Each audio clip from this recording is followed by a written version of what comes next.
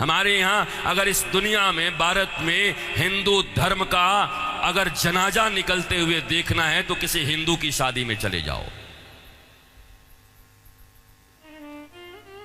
शास्त्र कहता है सूर्यास्त के बाद वेद के मंत्र पढ़े नहीं जा सकते। तुम राक्षसों की तरह अर्धरात्रि में विवाह कर रहे हो। अरे वो काल कुछ और था जब मुगल तुम्हारे यहां थे। रात के अंधेरे में बहू बेटियों को उठाकर ले जाते थे, दिन के उजाले में ले जाते थे, तो रात में छुप छुप करके अंधेरे में विवाह कर दिया करते थे। अब कौन मुगल और कौन अंग्रेज तुम्हारे पीछे पड़ा है? क्यों नहीं तुम सूर्यास्त के पहले विवाह करते हो, अभिजित मुहूर्त में करते हो? वेद तो वही कहता है। तो तुम्हें तो ये भी ज्ञान नहीं है।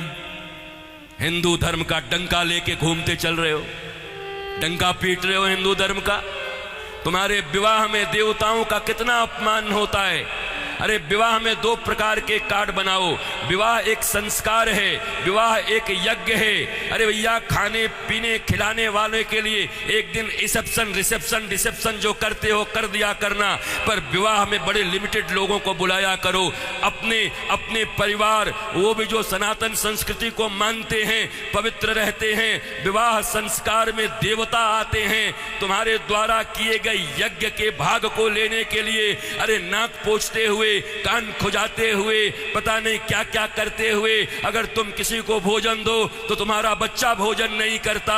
ऐसे ऐसे आंख करके बच्चे को दो। शी मम्मी, कितनी गंदी हो तुम। और देवता आते हैं तुम्हारे बेटे और बेटियों के विवाह में। वो एक यज्ञ होता है। कोई शराब पी के खड़ा होता है, कोई गांजा पी के खड़ा होता है, कोई गुटके खाए रहता है, चमड़े के बेल्ट पहने रहते हैं, जूते पहने रहते हैं। 3 घंटे तक दूल्हा उपवास नहीं रह सकता। कोई फूफा बन के पेप्सी ढकेल देता है, कोई जीजा बन के कोक ढकेल देता है। अरे आज 3 घंटे जो अपने सिया को, अपनी जानकी को पाने के लिए उपवास तक नहीं कर सकता, वो क्या पालेगा अपनी पत्नी को, धर्म पत्नी को?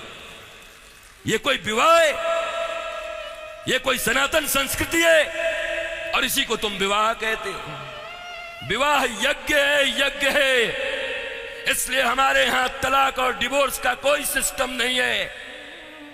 उनके यहां विवाह एक एग्रीमेंट है, आज हुआ है कल तोड़ देंगे। पर सनातन संस्कृति धर्म पत्नी और पति स्वामी, इस प्रकार की एक संरचना है। विष्णु और लक्ष्मी बताया जाता उनको। तुम कौन से विवाह कर रहे हो? अंग्रेजों के पिट्ठुओं, अंग्रेजों के गुलाम बड़े बन गए हो। भारत के पैसे खा करके उन पैसों से भारत को ये दिखा रहे हो अंग्रेजों और पाश्चात्य संस्कृति की तरह विवाह करके साधारण भारतीयों के मन में लोभ उत्पन्न कर रहे हो। और ये समाज के अग्रणी लोग बने हुए हैं, ये समाज के श्रेष्ठ लोग बने हुए हैं, ये समाज को दिशा दिखा रहे हैं, ये समाज को भोंडा प्रदर्शन कर रहे हैं, अपने धन का लोगों को दिखा रहे हैं। एक गरीब बेचारा विवाह करने में भी लज्जा करता है, इतना आडंबर बना दिया।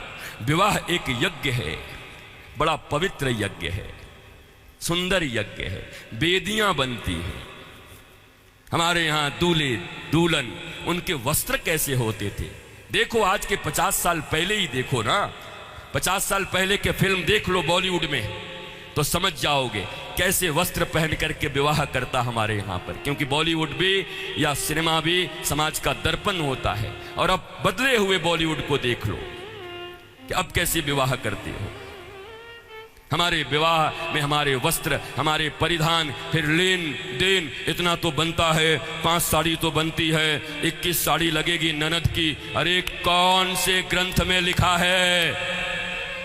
कोई माई का लाल भारतवर्ष में किसी शास्त्र में मुझे दिखाए? कहां लिखा है ये लेन देन?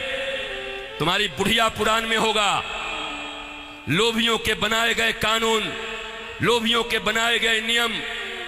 अरे जरा सोचो, एक बच्ची, एक बेटी अपना नाम, अपना गोत्र छोड़कर आती, अपना टाइटल छोड़ करके आती, अपने घर परिवार, माता पिता, भाई बहन, सखी सहेली छोड़कर आती और तुम्हारे वंश को बढ़ाने के लिए तुम्हारे घर में आती है, उसको भी टीवी, फ्रिज और कार के लिए मिट्टी, तेल और पेट्रोल से जला देते हो। तुम्हें शर्म नहीं आती?